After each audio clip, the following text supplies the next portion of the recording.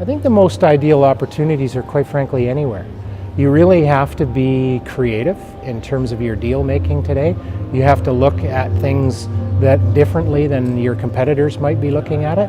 But there's opportunities everywhere. There's opportunities in just about every one of the municipalities that we deal with. And I think there's select opportunities for just about every asset class, whether it's industrial, commercial office, residential rental, or for sale condominium. I think there are opportunities throughout Metro Vancouver. I think the issues we have in the region with regards to housing availability, the disparity between wages, and the impact that has on hiring and retaining staff, and also some transportation issues. It's getting very difficult to move around in the city, whether it's by car or in transit. So we have some issues and growing pains around that I think we need to address. I also think we have a very large gap.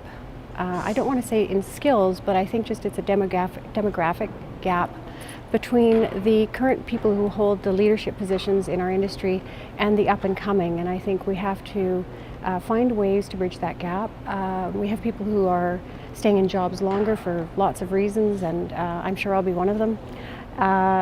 But we also have a very young, very talented pool of people who are not necessarily getting the opportunities to learn and to grow in those leadership roles. So I think we're going to see this gap between those two for a while, and I think it's a challenge for us to try to find ways to, it comes down to succession planning and trying to find ways to make that happen.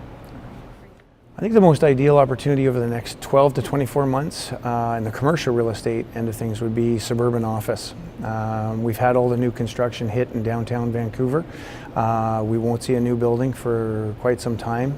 We weathered the new construction storm, as it were, to keep a very healthy vacancy rate, and I think that pressure is going to go out to the suburbs.